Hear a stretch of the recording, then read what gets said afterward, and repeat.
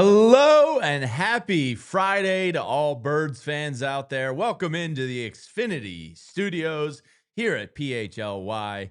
This is the PHLY Eagles podcast. We have, of course, are presented by our friends at TrueMark Financial Credit Union and Dudat Dental. Rich, it has been a long time, my friend, since we have talked some Birds football. Make sure everybody's tuning in after the game tonight. EJ and Bo Wulf are going to be live after the preseason finale here on PHLY. Do what that little animation in the corner tells you to do, and subscribe to the channel if you haven't yet.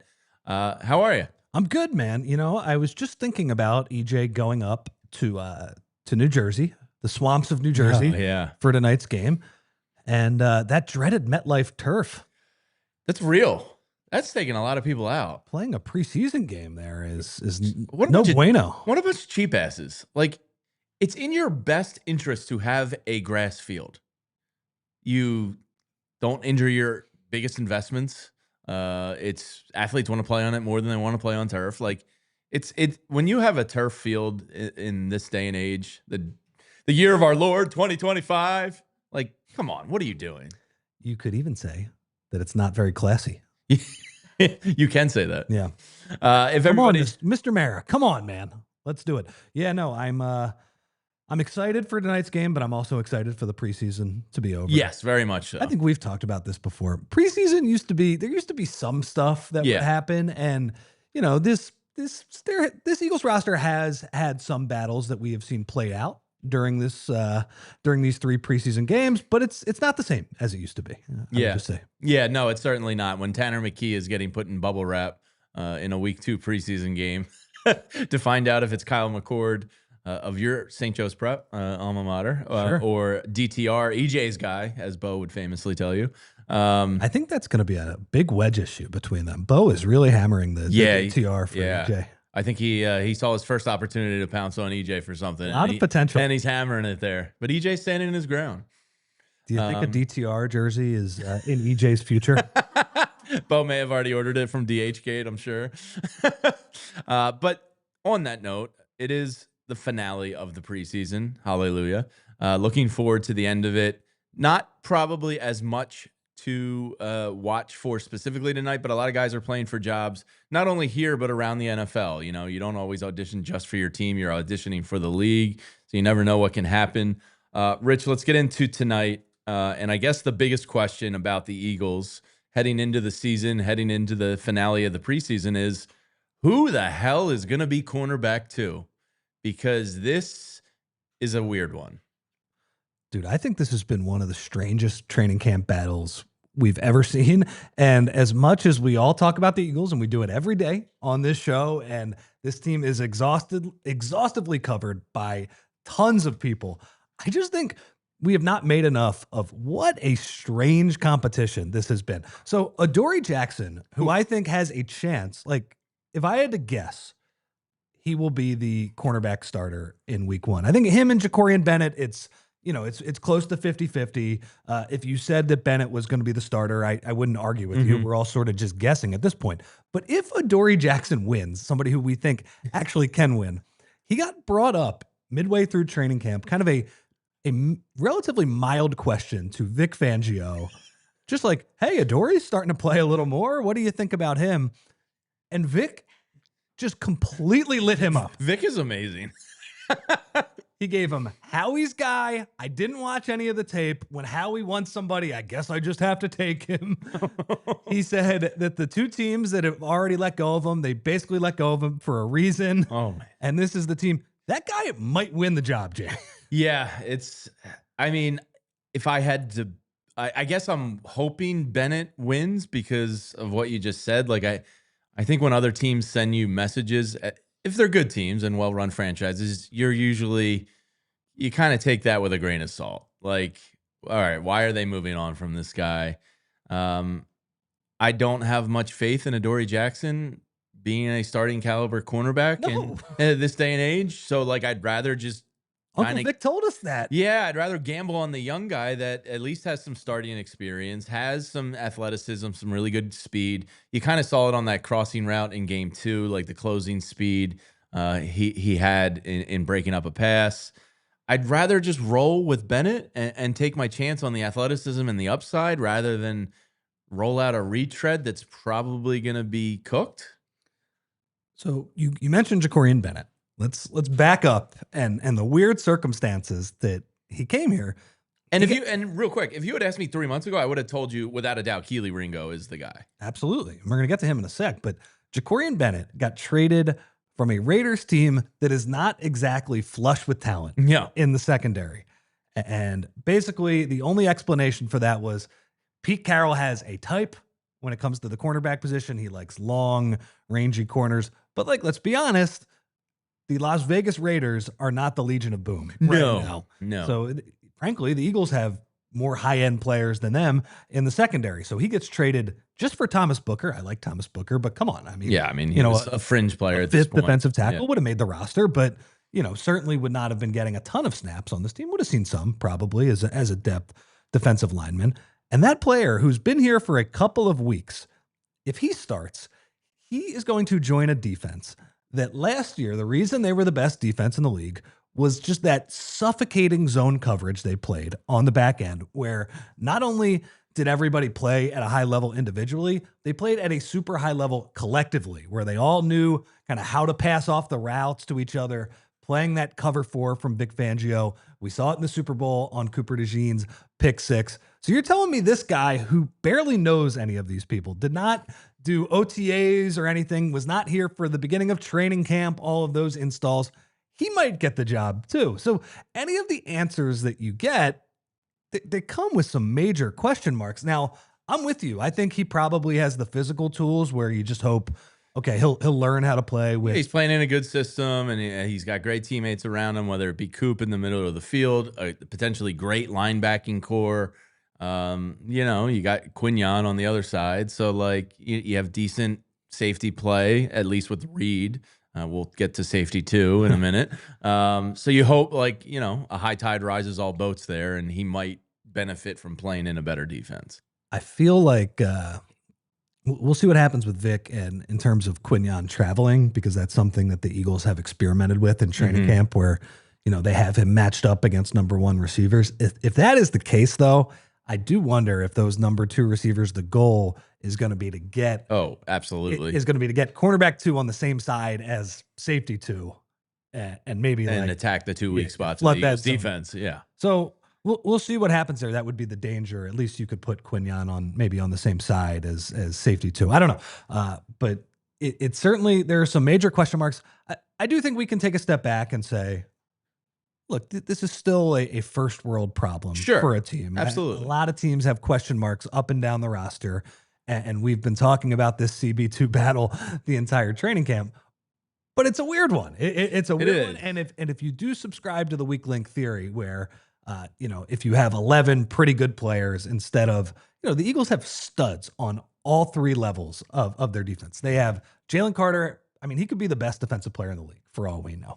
Zach Bond, could he defensive player of the year finalist last year? Could he take a step back? Absolutely. Maybe. Although Bo and EJ said he looked phenomenal during his first Love to hear that.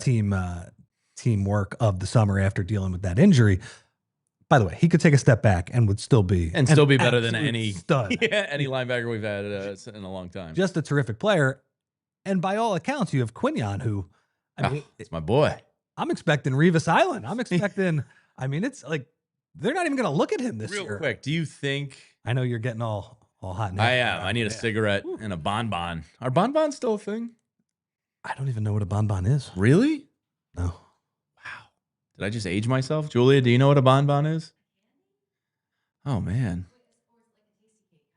It's like a little ice cream, it almost looks like a thimble, and then it was covered by hard chocolate on the outside. Okay. Peg Bundy used to love them. It was a Married with Children. You said, am I aging myself? You talked for 10 more seconds, and then you said, Peg Bundy used to love them. Hey, she's still around. Katie Seagal. She's killing it. She's not dead yet. I'm not that old. Oh, really? I thought bonbon was a fairly big, cultural type of thing. Yeah. Chat, let me know if you know what bonbons are. Help me out here. Katie Seagal. She's not dead yet. Anyway, you love Quignon. We get it. Yes, but when you were talking there about Zach Bond's regression, the bad thought popped into my head, and I don't like it there. Do we think there's any possibility that Quinyon takes a regression? No, I don't. Okay. I don't just either. From everything I read at training camp, it's like this guy is primed to be even better this year. Can't wait. Well, it's very different than last training camp from Quinyon too, where he was CB2, considered to be CB2 at training camp last year, and Vic was playing him in the slot. He was, he's playing him with the second team. It was not apparent that he would be Quinyon Mitchell, the guy who nobody was going to throw at this point last year. This has been the exact opposite. Every report we're reading is, oh wow, like he's winning one-on-one. He's beating AJ Brown, yeah, fairly consistently, and that shouldn't happen. Do you think the Eagles? Just a real quick thought. We're not going down this path, but do you think there's any uptick in the passing game where AJ Brown can make the case for best receiver in the league this year, or do you think that's an impossibility? Is he going to need the yards? Like, I mean, I just probably wonder, yeah. I think like the yards are a big part of it. Well, probably not, right? Like Chase and Jefferson are just. It's interesting though. If you look at yards per route run, sure, he's top efficiency. Isn't it 15.3 or something? He, I think yards per route that might be yard per reception. Okay, but yards per route run, which I'm sure he fares very highly on that too. But just like the amount of times you run out on a passing route, I think he's averaging over 3 per route, which is crazy. And the only guy that was ahead of him last year who didn't play most of last year was Puka Nacua, who's awesome, obviously. Yeah. The Eagles certainly know that. But yeah, I mean, he was uber efficient last year. And I think we probably underrated the fact that I forget what he ended up with. Like, I think it was like 1,100 yards.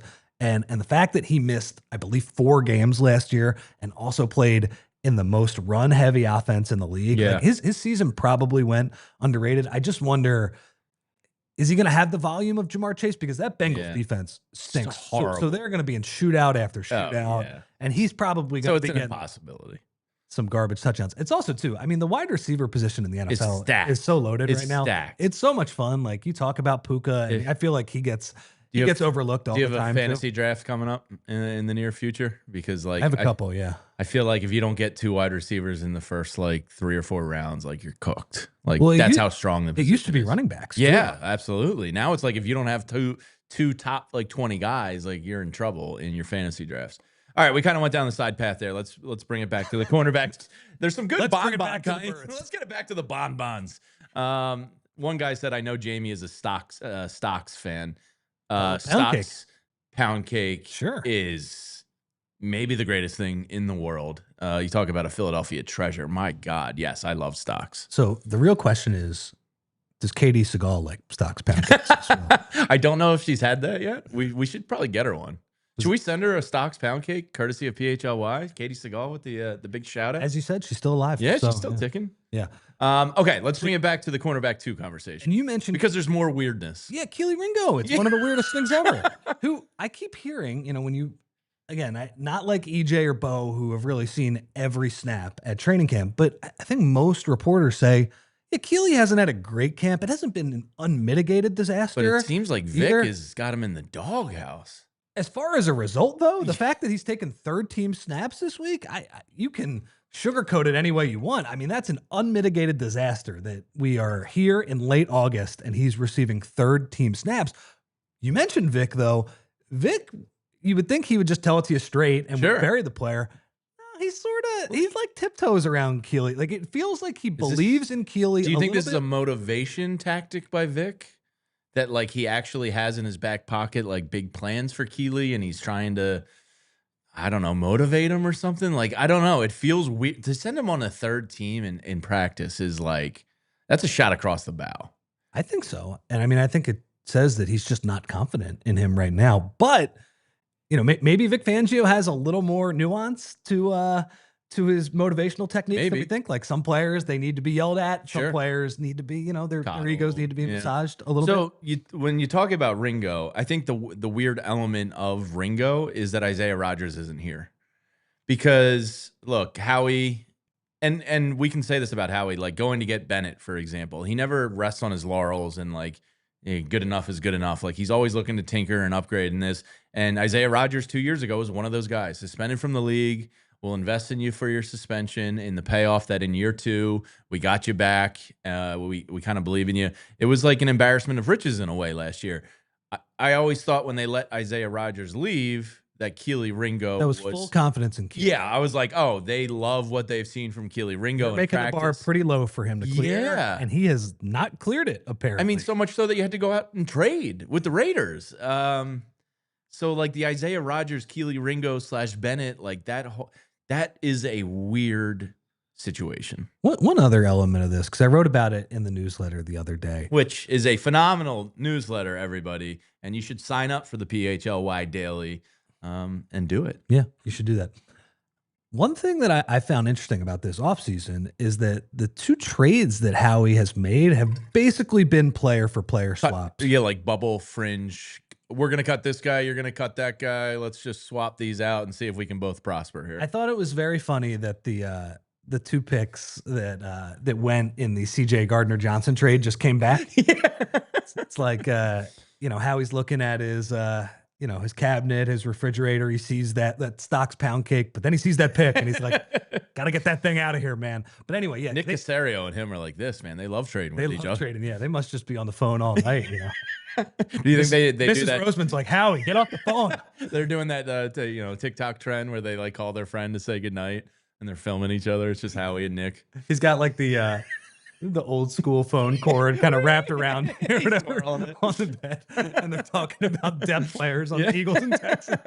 Oh yeah, Harrison Bryant. Yeah, okay, yeah, we need some tight ends. So yeah, no, that is a little bit weird, but also weird. I'm surprised at how he has not traded from that stockpile of picks that we have this year. Same, because it's just I think there's 12, 13 picks next year. Yeah, it's like 1, it's insane. 2. There's, I think, 4. I think there's like 7 in the top 130 or something. And it's just surprising because, I understand the idea that you're going to need some of those picks to replenish your roster when some players leave and some players get too expensive, too old, all of that stuff. But you're not exactly mortgaging the future by trading a couple of those picks. No, You're not at all. Absolutely loaded. So, hey, look, maybe the right trade didn't materialize, so I'm not like, certainly not down on Howie Roseman right now. But I'm a little surprised. I thought they were going to take from that stockpile of picks and maybe try and upgrade some of those spots. Yeah. I wonder if there's a near future big money player that they know they can't keep and they want to keep those draft picks to replace said player. Like because I'm sure Howie has his 2 to 3 year plan and window of everything, and if 3 years from now they can't afford AJ Brown anymore, there's been some like drastic drop off. Do they want to keep 3/3 so that they can package and move up in a first and get some new kid from LSU that they love? Like something like that. I do believe they have that 3 to 4 year. That's true. Kind of window. So we'll see. Optionality, James. Yes, we love optionality. Sam Hinkie term, optionality. But cornerback 2, and then you throw McWilliams in the mix, who has been toyed with a little bit in getting some first team reps back to the second team. What do you like? I honestly, you're right. Like the more and more we talk about this, it's a bizarre situation. McWilliams even getting reps out there. Like McWilliams, for all we know, is going to be a good player. Yeah. It seems like he has the profile of, a tough, good football player. I think a lot of people said Avonte Maddox type player at the beginning of Avonte's career. That would be swell. Avonte was very good when he was not hurt. But Avonte Maddox never played outside cornerback. No. It's not like the Eagles didn't have some issues out there. He was pretty strictly, he was a nickel, and then they tried him at safety a little bit. Yeah, that scary injury. He came in safety as a rookie, right? Didn't he get knocked out in Lambeau's end zone? Yes. Wasn't that his rookie year? That was scary. But he was versatile. But anyway, McWilliams has the profile of, okay, he's going to be a slot corner, where I think he's an awesome understudy for Cooper DeJean. He's a developmental player. Who knows? Maybe he becomes part of the secondary, like you said, as a safety. Maybe he becomes a trade piece, something like that. But they threw him for, he got a lot of reps the last week of training camp on the outside. That was a little weird. You also mentioned Cooper DeJean also getting some reps. I always thought that was their break glass in case of emergency. And then, what was it, Monday? He was getting some looks as cornerback 2 in the base defense, which is they're where only in what, like 10, 12% of the time, something like that. So it's not a huge thing. But I do wonder if that's their, bleep, none of these guys can be Like, do we bring Coop down and put somebody else in his spot? And I think the answer to that is no. If Coop was a good nickelback, I think there's Sure. a reasonable suggestion that, hey, maybe you put him on the outside. McWilliams, okay, he's better than we thought. He can come in. Coop is a game-changing slot cornerback. Yeah. So I think you just got to keep him there. Yeah. And try and get decent play on the outside. And if you want more on that, check out the Mina Kimes interview from Wednesday. It's up on the video section on our page there. They talked about Cooper DeJean's optimal situation and fit, and those three great football minds, EJ, Bo, and Mina, agreed with exactly what you just said. All right, we'll continue talking about some of the stuff tonight, maybe some more guys' jobs on the line. But first, let's take a quick moment to tell you about some of our friends here at PHLY. And I got to tell you about Mack Weldon, because the wonderful people at Mack Weldon were generous enough to outfit us. And boy, oh boy, is this elite comfort. Now, look, it's about to be fall season. It's the end of summer. And right now, Mack Weldon has some of the best and most comfortable summer gear you're looking for. Whether you're going from work to the gym or a night out, with your significant other, getting some cocktails, hitting a Friday happy hour, Mack Weldon will have you looking the part. They're breathable clothes that keep you cool, comfortable, and stylish. It's perfect for summertime. Their tech linen line combines the charm of classic linen with the cool Max technology. I can't tell you how great it is. It feels fantastic. So happy to have Mack Weldon on board with us. You can explore their shirts, hoodies, and more at MackWeldon.com. And you can get 25% off your first order with code PHLY. I got myself a hoodie from them. I can't wait until it's shorts and hoodie season. Put on those cool Mack shorts with a nice hoodie. That is the optimal outfit for dudes who rock going into football season. So get breathable clothes you can feel comfortable in all summer long. Go to MackWeldon.com and get 25% off your first order of $125 or more with promo code PHLY. That's MackWeldon.com, promo code PHLY. James, now let's talk about our friends at Branded Bills. Guys, everybody needs hats. Jamie and I need hats. Yeah. Come on, we're hat guys. We're hat guys. And whether you need a snapback, a trucker, a fitted, a beanie, maybe even just a t-shirt as well, Brandon Bills has you covered with performance and style. Guys, these are high quality hats. Some gear that can make your brand stand apart from the crowd. Brandon Bills will have you covered. They will make custom headwear for you. You know, I'm considering using Brandon Bills. My friends and I have a golf tournament every year, right? And there would be nothing better than those high quality fitted hats. So everybody knows that we're rocking with the Mahoney Cup. So start your order and their dedicated team will help you create the exact custom apparel that you need. But if you don't need custom apparel, they have your team gear as well. They have a partnership with Penn State. I know a lot of you guys are Penn State #2, baby, and Eagles fans. I'm a little skeptical of Penn State, but I support the Lions. Go ahead. I've always enjoyed watching a Penn State game with my lunatic friends. Anyway, Brandon Bills, they have the best Penn State hats as part of their campus collection. Hey, and I've seen some of their other college stuff as well. Texas, Tennessee, they have it all. So guys, head on over to brandedbills.com and use code BBPHLY. That's BBPHLY for 15% off your first order. All right, this is the PHLY Eagles podcast, and we're broadcasting live from the Xfinity studios. I'm an Xfinity mobileman, and I'm an Xfinity internet man at home, and I love the product. We are in Xfinity land here in Philadelphia, so it's an honor to be broadcasting from the Xfinity studios. All right, let's round out some of the things tonight. We talked about cornerback 2, first world problem, totally. But one last thing on cornerback 2. Sure. I love discussing it because it's been so weird and it's so very unorthodox. Weird. But it's going to be one of those things where, Adoree Jackson or Jakorian Bennett is probably going to be the corner on opening night. Yeah, I think it's those two. And it could be terrible because CeeDee Lamb could light them up and get in the right matchup, or the Eagles defense could not miss a beat. I don't really know how much the weak link theory is going to matter. I just know it's going to be tested. That's all. Yeah, absolutely. You'd be foolish not to test it. If I had to bet right now, I would say Bennett gets the start 13 days from now. Yeah, me too. I'm curious to see how they play it tonight. Like, is it the two of them go out there and best man wins? Like, is it legit up to this game? Has it already been decided? We'll find out.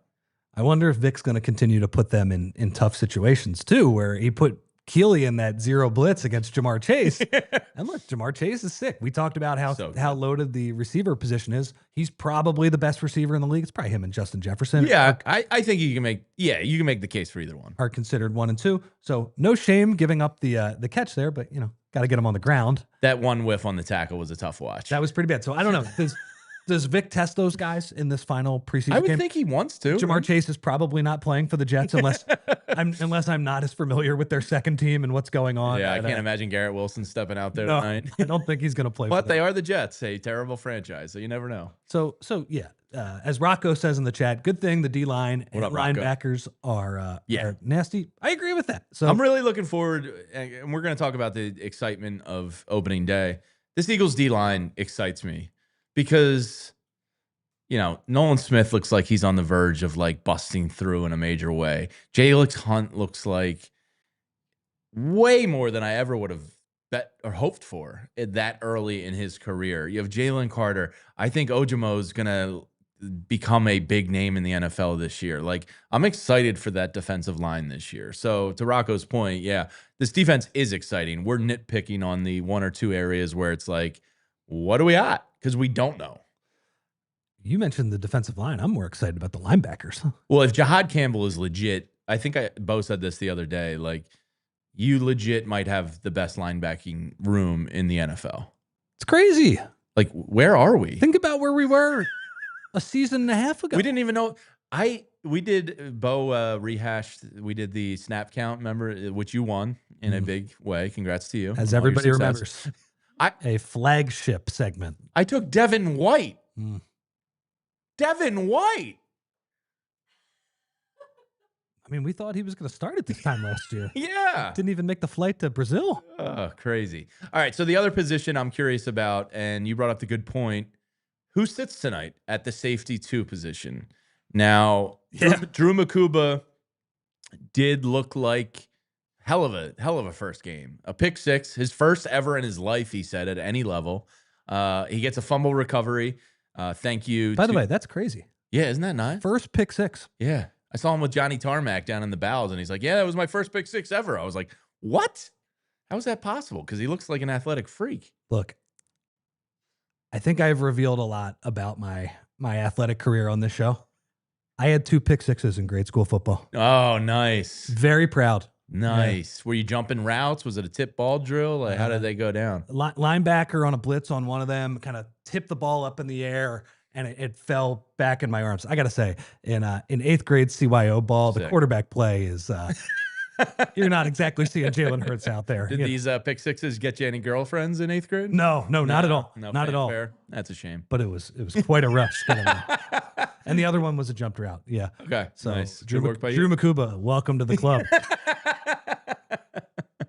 So it did look like after his performance last week, I was kind of like, oh, I think Drew Makuba just won the job. And then he goes down in practice this week with the hamstring. Really unfortunate.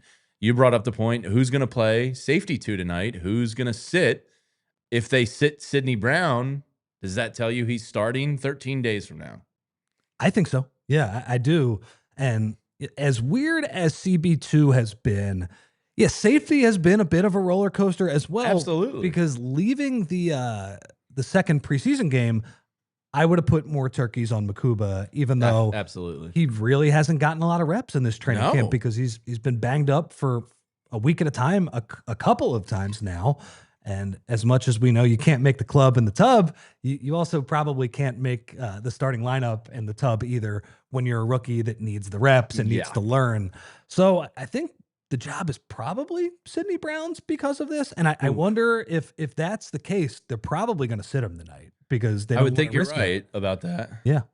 Yeah. I mean, you can't risk another injury if it's I mean, my boy Triston McCollum, who kind of won me over a little bit last preseason, I guess is the other option there. Like, No. I mean, what else are we looking at? Like, Drew McCuba has to kind of. I know Sidney Brown has all the athleticism in the world. I know his brother's extremely talented. I worry about what's between the ears and kind of the spastic nature of him. Me too. And can it apply to a full-time starter, or is he just a depth guy? So kind of a big year for him, year 3. You know, what are we going to get out of Sidney Brown? Well, he has an opportunity here to take a job and keep it potentially. You're right. That the worry with him is his bad play disastrous? Yeah. Is he just completely missing an assignment and then a guy runs past him, ball gets over his head? That's the worry. I will say the concussion uncle in me, like, let's get Sidney Brown on the field. Some snot bubbles. Let's get him laying some people out in the middle of the field, because he plays with his hair on fire. Oh, for yeah. sure. Yeah. So I think the madman. job is probably his. It seems like he's been okay at his job. Like, my guess is that if Makuba had played the entire training camp, it would be his job, but he's really just missed a lot of time. So is that a position that changes in the middle of the year? By the way, CB2, that could also be a position that changes in the middle of the year. Maybe Adoree Jackson gets the first shot, but then they say at some point, all right, Jakorian Bennett, he's caught up, he's ready to go. And maybe Keely Ringo gets back in the mix at some point as well. So week 1, we talk about a lot who the starters are going to be, and we're all curious, right? It's going to be a big game against the Dallas Cowboys. Absolutely. The eyes of the nation are going to be on Philadelphia as we see a banner get unveiled, which is going to be sick. In 13 days. It's so close. Like, I don't know how you handle training camp. I don't want to say I ignore it, but like, I can't get too excited early on for the NFL season because it's still so far away. Right about now is the time where like the excitement starts to like really slow build for me. We're less than 2 weeks away. Like, I'm ready to run out to Broad Street and do an Eagles chant and like kind of like punch a brick wall. Like, I'm starting to get hyped for the season. Absolutely, me too. And it's been dormant in me, and now it's time. Jim also mentioned in the chat. What up, Jim? As well, just you know, I think it's something to be cognizant about. Makuba is somebody who puts his body on the line and hits people pretty hard. Definitely. But you do worry about his size a little bit. Yes, he does look small. Johnny Tarmac was like he looked like a giant next to him. Oh, I didn't see this interview. I got to see it. Yeah. Johnny's a tall guy. He's a pretty big guy. Yeah. He's got Drew, good size for a reporter. I was like, oh, you're the guy that like would knock people out at Texas? Like, it's impressive from his slight frame that he hits as hard as he does. But it is a worry. And can he stay healthy? I think that was a concern of Makuba even coming in to the NFL. I will say, you know, I'm not watching how he got injured. You know, maybe these were just kind of 2 freak injuries, but not a great start in terms of staying healthy in the NFL. No, your first game back and or not first game. You get 1 game and then you practice a week and you pull a hamstring. Not great. So real quick to tie a bow on tonight's game, Rich, I guess there's some offensive line jobs up for grabs. When we were meeting before the show, you brought up a good point about Drew Kendall, who some people called like one of the steals of the draft, a very good center out of Boston College. You know, his dad played in the league, good pedigree, really impressive time at BC as a center. Last week, we did not see him playing center. We saw a little bit, but they bumped him out the guard. Yes. Yeah. He and I believe Toth played the entire game. They flipped him. Yeah, right? and they flipped him. Apparently, too, everybody who watches Toth snaps at training camp, they're like, this is a disaster.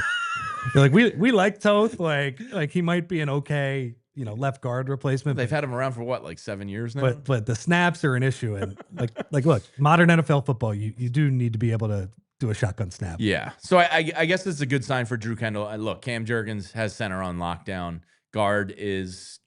Versatility is very important. Yeah, huge. And Stoutland loves versatility. Kendall is a guy I'm going to keep an eye on tonight for sure and see what they do with him and how they use him. But that versatility is huge for him making this roster. Well, and the Eagles also, hopefully Landon Dickerson comes back sooner than later. It seems like the Eagles did expect him to start. Dodge a bullet. You think he's going to play the first game? I do. Yeah. He's a little nuts. Well, in a good way. Yeah, in a great way. He's such a beast. I still don't think we talk enough about him and Jurgens in that NFC Championship Real quick game. To sidetrack, do you follow his wife on Instagram by any? No. Okay, so I follow his wife on Instagram. I follow a lot of guys' wives on Instagram because you get more insight to like the players' lives than you do through them. Oh, that's why you follow him. Okay. Yes, yeah. Yes, guys, I'm a professional. but they do so much home renovations and projects. Yeah, they're big on the landscaping. Yeah. Oh yeah, like her content is wild. It's like their projects that they work on in their house. They just got a townhouse. Like she like documents their whole life. So I feel like me and Landon are, like boys.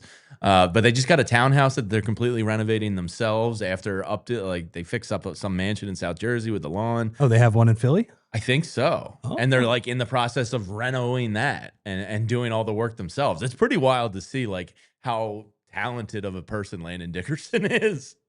I was a little worried when he had the meniscus injury. I'm like, can he be on the lawnmower for this? Because that guy loves mowing his lawn, his gigantic lawn in South Jersey. And I don't want that taken away from him. He shares that. I did not know this about our new colleague, EJ Smith. EJ, besides being one of the nicest people you'll ever meet in your life, huge lawn guy. Loves the lawn. We started a Discord channel here for, what did we end up calling it? Lawn home projects or lawn. It was strictly for EJ so he could flex on his lawn lines to our diehards. So you should become a diehard and you can see EJ's lawn and the beautiful lines he makes on them. But yeah, big yard guy, EJ Smith. I never asked. I wonder if he's got like a real tight relationship with Landon Dickerson because they can talk lawns for He's hours. Like, you can speak my language, right? you're not just trying to get these BS quotes from me about my health status. So it's called Lawns, Landscaping, and Home Projects channel. Well, and EJ just flexing in there. Did you see these lines? I mean, it sounds like you've seen them before, but like, take a look at EJ's lawn lines here. Oh, very active. Well, that's another reason to become a diehard. Thank you, Julia, for popping that up in the corner there. Definitely a great time because it's a sale going on and you want to do it. It's the best price. Great time to get in. You can see EJ's lawn in our Discord channel. So many other perks too. So yeah, I'm definitely interested to see Drew Kendall. It's very important to have versatility when you're looking at, those 3-4 offensive line backup spots. Now Dickerson provides versatility too because he can play center in a pitch as well. But yeah, it can be tough if you were just a backup center. Usually you would like to have somebody be able to play those other positions. Seems like people are pretty impressed by Drew Kendall, which is good. I will say the offensive line in the Cleveland game, a large reason that game was relatively unwatchable for long stretches. They did not perform well in that game. And that was a little bit of an alarm bell going off in my head where I'm just like, yeah, like, can you guys be a little bit more competent? Because at some point, somebody's going to get injured. Fred Johnson's going to have to play. Tyler Steen of last year is going to have to play. Who are those guys to step into those spots this year? You have guys like Kendall Lamb and Matt Pryor who have played a lot of ball in their careers. But like, let's see, maybe like a little bit more competency. Hopefully Kendall is somebody they can rely on as well. So that's something to look for too. I'm going to add one more guy on the offensive side. John Metchie. That's true. Yes. We kind of glossed over an obvious one. I think he's a lock to make the team, especially with the Johnny Wilson injury. Is he going to be that kind of like mucker, grinder, blocker, dirty work type of guy? How are they going to use him? Him and DeVonta are like best friends, and I think they have some Crimson Tide dance that they do together on the field from their Alabama days. So it'll be fun to see. But you're right. Like, how do they use Metchie? Do we see him? How long do we see him for? Et cetera, et cetera. Yeah, and I mean Kyle McCord. Yeah, it seems like he's going to make the team. He's going to be QB3. Yeah. I think it makes sense. You get the 4 years, the rookie contract. You can mold them, you can shape them, you can develop them. Also, DTR he's a fully baked pie. He should be much better than McCord because he's been in the league a few years. Absolutely. He's actually started games. It is kind of wild when you watch DTR. I'm like, man, this guy like started games for the Browns last year. What the heck is going on? Being a Browns fan's got to be rough. Yeah. It's another St. Joe's Prep alum as their head coach. All right, let's take a quick break and tell you about some more of our friends here at PHLY. And then I got to tell you, I think somebody got snubbed. I think 2 Eagles got absolutely snubbed, Rich, on the NFL 100 list. We'll tell you about those 2 coming up after this. And first, let's talk about the Ford F-Series. Guys, the legendary Ford F-Series, the best-selling trucks in America for 48 straight years. The F-150 blends work-ready toughness with modern-day tech and luxury, and it offers 6 powertrain options, including a hybrid and fully electric Lightning model. The 3.5L Power Boost Hybrid V6 offers 430 HP, and amazing towing capacity. Guys, best in class towing of up to 14,000 pounds, depending on configuration. You can get Pro Power on board that turns your truck into a mobile generator, perfect for job sites or at the Eagles games tailgates. They have military grade aluminum alloy body, tough, lightweight, and corrosion resistant, advanced Sync 4 system with cloud-based voice recognition and over-the-air updates. Max recline seats that offer nearly 180 degrees of recline. Great for naps and breaks. And a 360-degree camera system that helps with trailering, parking, and off-roading. They have selectable drive modes, mud, sand, snow. You know, it's gonna be some rough weather probably in the winter. Winter's coming, as they say. Any off-roading you want to do, the F-Series is what you want to get for that. And the available FX4 off-road package brings skid plates, off-road tune shocks, and e-locking rear differential. The Ford Blue Cruise hands-free highway driving system is available on certain trims. And for more information on all this, you can visit your local Ford store.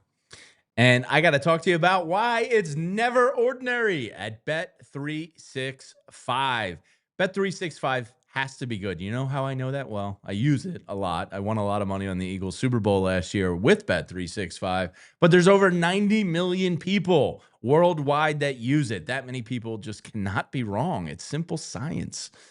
They live stream over 780,000 events every single year. They have the best early payout offers across all the sports, and it's about to be NFL season coming up, which is great. They pioneered live in-game betting. They offer the widest range of markets and available across 78 different sports. New customers can get $150 in bonus bets when you bet $5, win or lose. Sign up using the code PHLY365, deposit $10, and place a bet for $5 to get that $150 in bonus bets. MLB early payout offer. If you're betting MLB down the stretch here, you're a winner. If your team goes ahead 5 runs, you'll get an instant payout just like that. Boom, right on the spot. Doesn't matter how the game finishes. So new customers can get, $200 when you bet $5, win or lose. Sign up using code PHLY365, deposit $10, place that bet for $5,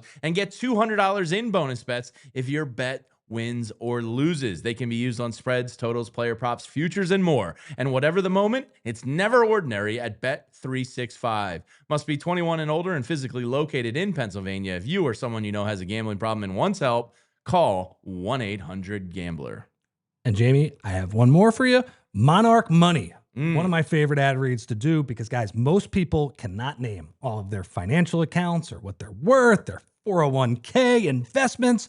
And that lack of awareness leads to leaving money on the table. And with Monarch Money, you can feel organized and confident in your finances. It is an all-in-one personal finance tool that brings your entire financial life together in one clean interface on your laptop or on your phone. And right now, just for our listeners, Monarch is offering 50% off your first year. Monarch is built for people with busy lives. If you've put off on organizing your finances, Monarch is for you. They do the heavy lifting. They link all of your accounts in minutes, and you can get clear data visuals, smart categorization of your spending, and real control over your money. So guys, do not leave money on the table. When you're making good money, it is easy to get complacent. You don't need to track every dollar, but ignoring your finances entirely can cost you. So Monarch will be there to help you stay informed so nothing slips through the cracks. And guys, it is not just another finance app. It is a tool that real professionals and experts love. They were named the best budgeting app of 2025 by the Wall Street Journal. So guys, don't let this financial opportunity slip through the cracks. Use code PHLY at monarchmoney.com in your browser for half off your first year. That's 50% off your first year at monarchmoney.com with code PHLY. Love it. This is the PHLY Eagles podcast. We're broadcasting live from the Xfinity studios. Time's flying by here, Rich. And you know what we got to get to? We got to get to the big takeaway. Let's do it, baby. And the big takeaway is presented by Xfinity, where the Wi-Fi is booming. And the big takeaway today, Rich, I think DeVonta Smith, I am a big fan of the NFL 100. I like it. I consume it. We're content men. Yeah, team content. That is content. I like the way they slow release it over the 100 days. There was going to be a ton of Eagles on it this year, so I had a lot of interest. Just yesterday, Lane Johnson got released as number 23. We'll get to him in a second. The big takeaway is that DeVonta Smith got screwed. I understand it can't be like too Eagle heavy, and you probably had to sacrifice him of the Eagles, so you don't have like 15 Eagles on the list. But DeVonta Smith is not on the list of the NFL top 100 this year. Number 100 on the list was Ladd McConkey. Yeah, I mean, come on. He had a nice rookie year, but I do think DeVonta is a much more established DeVonta player. caught the dagger in the Super Bowl on the biggest stage. I think that's probably a bigger conversation, though, James, like that DeVonta is an underappreciated player because of the circumstances he's in. So I'm looking at DeVonta's career. First year, 916 receiving yards. Next 2 years, he goes over 1,000. And last year, he only had 833. He only played in 13 games, though, as well. But that's part of what we talked about with the A.J. Brown season. Sure. Where not only are the Eagles as run-heavy as possible, he's also the number 2 option because A.J. is the guy that you do have to get the ball to every single game. DeVonta, he has weeks where, he only has like 20 yards receiving. I'm curious, what do you think he could put up? Let's say he was a number one option on a team. Not a terrible team, but let's say like a Seattle, like an up and coming type of team, a below average team. Yeah, like Seattle, like a Geno Smith type. That's like defense first. Yeah. I think he's a 1,400 yard guy. I think he could put up 1,300, 1,400 yards. Yeah, absolutely. 8 to 10 touchdown type of thing. I think absolutely. He's such a complete receiver too, because the route running is excellent. Oh, I'm mesmerized. We put out a slow-mo video of his footwork the other day. The ladder drills are unbelievable. I can watch DeVonta ladder drills all day. That might be the best thing from training camp. Yeah. It's just wild how he's getting those feet in and out. His legs are so skinny, and he's just... Look, coming out, I love DeVonta Smith, but I will raise my hand. I had fears of his size and going across the middle, and like, is he going to hold up with the wear and tear of an NFL season? This guy's an enigma. Like, he's unbelievable. He plays so much bigger than his size. Yeah, like he's almost better going across the middle. And some of the contested catches he makes. He makes 3 of the craziest contested catches every single year. I mean, that catch he made. And his footwork on the sidelines, like, unbelievable. Getting the toes in. You would think he would make the top 100 just based on the catch he made against Jacksonville in that game last year. That's one of the best catches I've ever seen. I know. I think he got robbed. Here's some of the receivers on the list, Rich. And tell me if you would take DeVonta or this receiver. Ladd McConkey at number 100. DeVonta. Drake London, number 97. Drake London's a good player. Like, all these players are good. He played well against the Eagles last year. Did. Now, and he's kind of up and coming and maybe transcending. But the idea that DeVonta could be Drake London on the Falcons. Absolutely. 100%. Yeah, it's funny. Drake London caught that Eagles defense at the perfect time. Coming off the Brazil game, Cooper wasn't really playing all that much. Saquon dropping passes, giving them the W. Yeah. Jerry Jeudy at number 82. No, I'd rather have DeVonta. Of course you would. That's exactly what I'm talking about. Where a guy who's playing on as a number one on a defense first team that's not very good. Yep. T. Higgins, number 77. Good player. I think he's very similar position to DeVonta. Very. You have Jamar Chase / AJ Brown as your counter, and except his team throws the ball a lot more. Yes, so there's more targets to go around. And Joe Burrow slings it. And that's not a Jalen Hurts shot, people. Malik Neighbors, number 67. See, I think he's going to be really good. I think he's going to be really good, too. Yeah. And it looks like Jackson Dart can play a little bit. Yeah. We'll see. You think that Dude Perfect segment we did a couple months ago, it's not going to age well? It's going to get thrown in our faces. Is Jackson Dart is just winning NFL Offensive Rookie of the Year. Yeah. Sick, bro. He's made some good throws. Yes. We'll see. I think he had 14 straight completions in preseason week 2. Well, look, Tommy DeVito. That's true. Tommy Cutlets. That was an excellent performance. Yeah.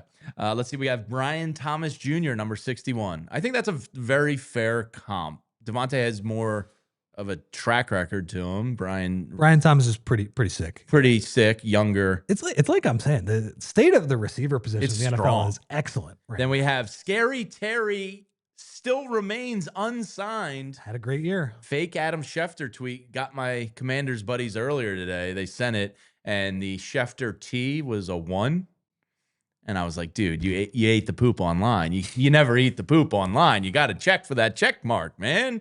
He was all hyped. He's like, we got Scary Terry done before the year. And me and my one Eagles buddy, Dave, were like, dude, it's a fake account. Like, what are you doing here? But Scary Terry comes in at number 52.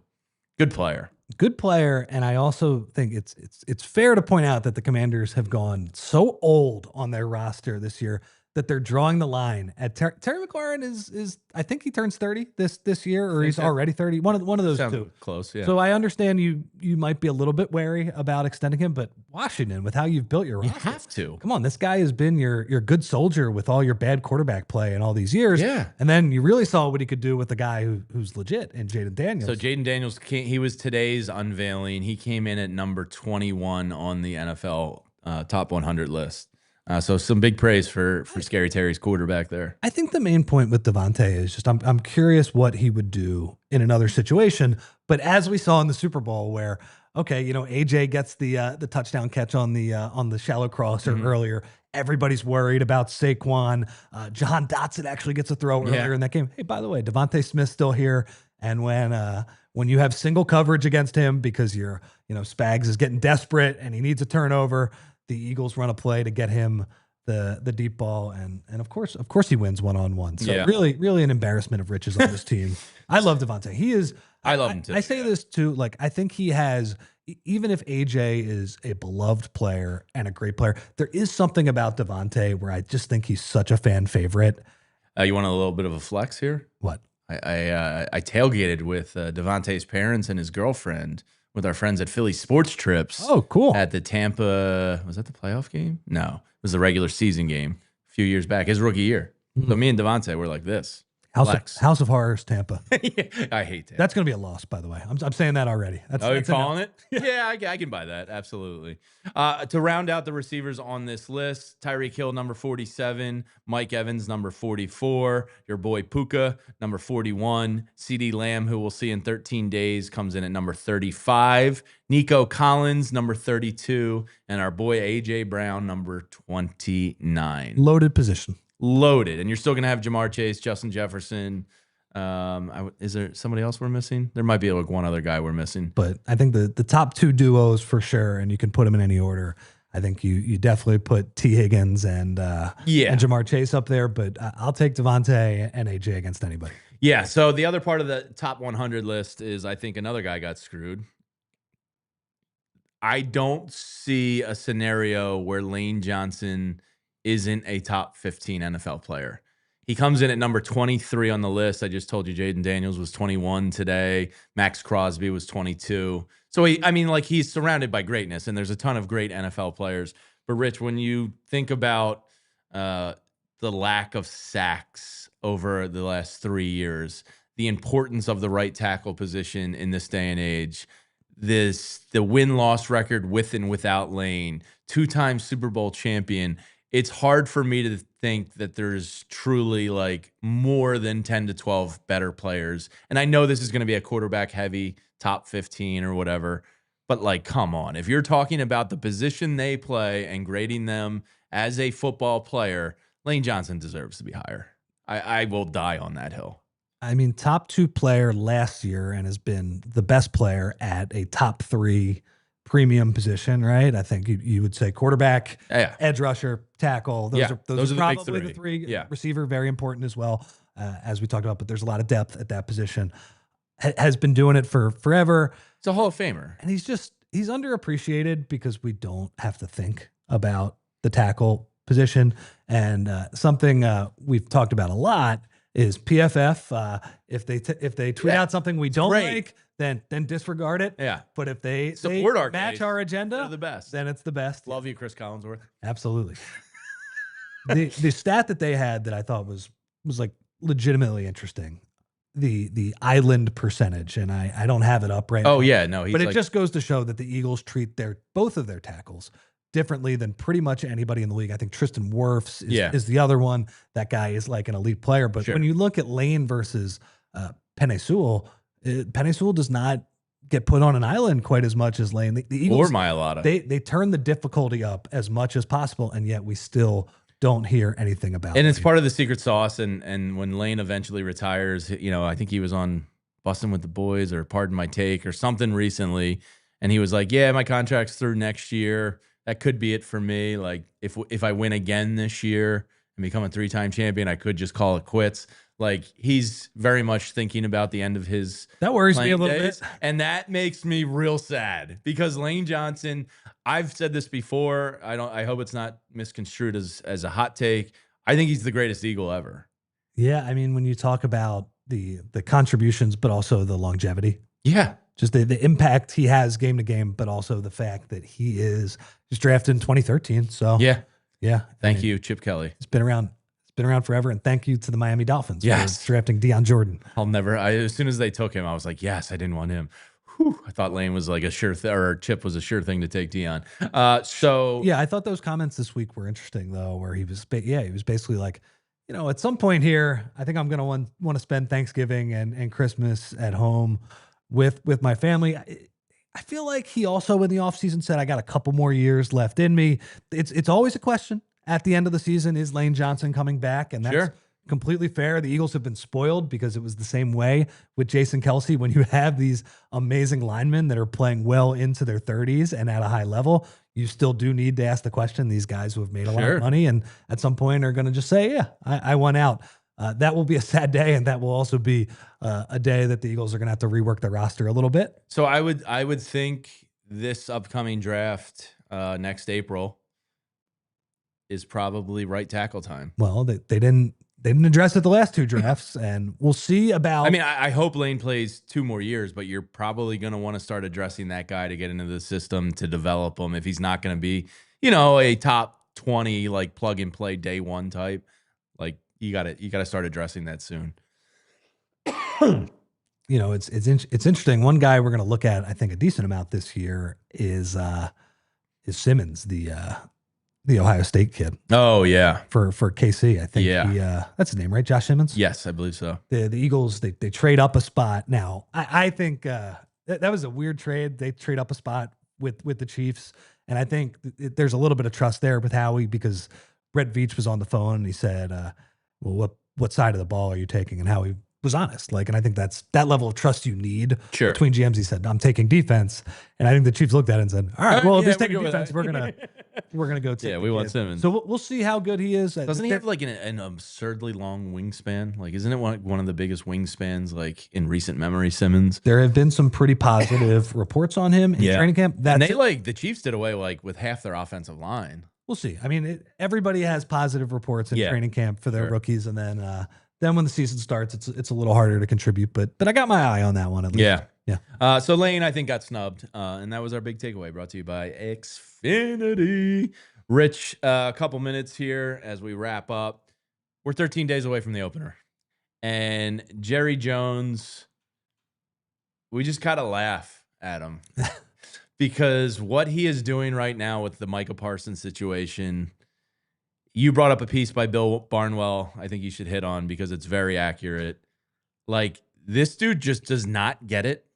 He gets in his own best interests constantly. He costs himself more money constantly, and he's more worried about producing Netflix dramas than he is running a successful NFL franchise. What a joke. I mean, I love him as an Eagles fan. Like, I hope he stays and his son Steven takes over and runs it the same exact way for the next couple decades. What an absolute joke of an organization. It's the complete opposite of how the Eagles handle these situations. Pay cash up front. Just set the market at where it is, because the market really only goes up with these top players. What's Jalen Hurts going to be? He's going to be like the 9th highest paid quarterback in like a year, and that's going to change. But when that does change, no, I'm saying that's like a good thing. Like, you lock him up early, and then so many other guys like wait to set these deals, and it's just like. But he's going to need a new deal at some point. And they're going to get out ahead of that, and you're going to get Jalen Carter done after this year, and then 2 years from now he'll be like the 10th highest paid D tackle, and Jerry still watches. Let's go to. I don't call this Bover time, do I? That's just a Bo thing. Now let's go to overtime. Let's go to overtime. Like, this dude's never gonna get it. No. No, he's not. It's the complete opposite of how the Eagles do it. It's just like, and by the way, he's like paying for bad vibes and hurting his players. Like the Eagles, like their players get less money, but because the Eagles set the market rate right away, they're like, okay, that's fair. They set a good price with me. I was taken care of right away. And he's the exact opposite, where he's getting into these arguments with Micah Parsons and his agent. Did you see Micah Parsons on Twitter? His Twitter is like Penn State 2021, like TBD. It's awful. I mean, it was so bad. Like CeeDee Lamb situation was bad. And then Micah Parsons and who was it? Dak Prescott was another one too. Dak, yeah. But they like held a press conference on the sidelines of training camp and were like calling the owner out. How do they expect to be a successful team like with that going on? It's insanity. It's completely crazy. And the best bet is that he's going to pay Micah Parsons a record-setting contract like a couple days before, or maybe a couple minutes before the Eagles unveil their banner in the first game. You say, oh, we won the news cycle or whatever. But you're just costing yourself so much money in the long term. And I also think this it's been pretty bizarre, the back and forth between Jerry Jones and Micah Parsons here, because it seems like Jerry Jones felt like he had a handshake agreement with Micah Parsons without his agent. And it's like, come on, man, that's not how it works. Pro Football Talk has a story out 4 hours ago. I haven't read it yet, but he says by negotiating directly with the players who have agents, Jerry Jones is again brazenly violating the CBA, and the NFLPA continues to let him do it. It's in like, what is going on? Does this guy have nudes, pictures of everybody like in the NFL? Like, how does he do this? Even if it's sorry, you kind of got me off track there. A little something. Besides that. Like, what is going on? Why is he allowed to just I just do think whatever he wants? It's such bad form. Like, it's like Micah Parsons went back to his agent. Of course he did. What do you mean? That's why he pays the guy like 3% of his contract. I pay the guy so he gets me the most money, and then he takes a piece of that, right? It's kind of that they're on the same wavelength there. Yeah, I just find that bizarre. So is this Micah Parsons deal going to get done? Who knows? I think it probably will, because we've seen it play out, but Jerry will have cost himself some money. And I will say, for everybody here in the chat who is a fan of the Philadelphia Eagles, why don't you watch America's Team, the Gambler and his Cowboys? Have you watched? Oh, yeah, I watched the first couple episodes as a thank you for his stewardship of the Dallas Cowboys. So he clearly had a hand in the production, right? Like, is he listed as a producer on the show? Like, I'm sure he is. He likes that stuff more than he likes probably competing for Super Bowls. Like, is it something worth watching? I thought the first, some of those docs are good, even if it's from a biased perspective and the subject has final cut over it. I thought the first episode was pretty fascinating. There was a thing called the Saturday Night Massacre, where Jerry took over the team and he fired Tom Landry, which was like firing God down there, basically. And also fired, I'm blanking on the long time, Tex Schramm, the GM, and Gil Brandt and a bunch of other people. I thought that was kind of interesting, which ended up probably being the right move. But, you know, we're talking 35 years ago at this point. I got a Gil Brandt story for you. He was great on NFL.com. Yeah, so I liked him as an analyst, and I was back in my radio days. I called him to book him, and he was like, "Can you do me a favor and send me a fax?" And I was like, "Dude, what? What year was this?" I mean, like 2010, 2012. Like, faxes were beyond obsolete at the time of the conversation. Sure. Old school. And I think I went back to Cuz or whoever I was working for at the time, and I was like, I mean, he says he'll do it, but like, I have to send him a fax with the information. I was like, I don't even know how to do that. No. So I don't think I got him on because I didn't send him a fax. You got to meet him on his terms, man. Yeah. I know, but I don't know how to do that. No, I wouldn't either. So I think you just kind of move on after that one. If we're talking about sports documentaries too, that Chiefs documentary. Oh, I heard the latest episode has the Super Bowl in it, and Eagles fans would find a lot of enjoyment in it. I haven't gotten there yet. I'm watching a lot of K-pop Demon Hunters these days. Okay. Not by my choosing. The girls kind of run the TV. So. Okay. I want to get to it. And the other one that's out is the White House, apparently about the party house that the Cowboys had. And I saw a trailer for it. It's coming out. You know, they had the party house right by the practice facility. And it's like Emmitt Smith and Haley and like some of the great Cowboys. And they're like, man, I'm not spilling the tea on this one. And then they cut to Michael Irvin, and Michael Irvin's like, all right, what do you want to know about the White House? Like, whatever we had girls in this room and weed in this room and Coke in this room. And I was like, I think I have to watch this one. Like, this seems crazy. As somebody who does not like the Cowboys, I enjoy Michael Irvin. I do too. Yeah. I think he's very entertaining. So maybe I'll have to check that one out. All right, Rich, it was a lot of fun catching up on the Eagles. The season is 13 days away. Up in the Meadowlands tonight, Mr. EJ Smith in the house, joining Bo Wulf live on the post-game show. That post-game show will probably be about 35, 40 minutes after the conclusion of the game, so that EJ can get down to the locker room, talk to the players. This roster, the inside scoop. Yeah, and this roster's going to be determined on Tuesday. Tonight goes a long way for probably those bubble fringe guys. So they'll have the latest for you live on the post-game show tonight. Excited to tune in and watch that slop. EJ and Bo, or the game? No. The game. All right, I thought it was shots fired there. EJ, no. Look, EJ and Bo are going to be great. Yeah, I mean, one more post-game show until, a couple weeks from now. Stuff. And then we get to watch the Cowboys, watch the banner get dropped right in their faces. It's going to be great. Thank you to Julia behind the scenes for helping us out. It was a lot of fun, Rich, doing the show. Thank you so much for tuning in. If you're not already liked and subscribed to the channel, please do so. And don't forget the Die Hard sale going on, because it's a great time, all-time low opportunity to get in, get some free new merch line maybe coming in the near future. So it's a great time to become a Die Hard with us here at PHLY. We appreciate all of you. We love you. Go Birds. See you soon. See you guys. We all silly like the mayor.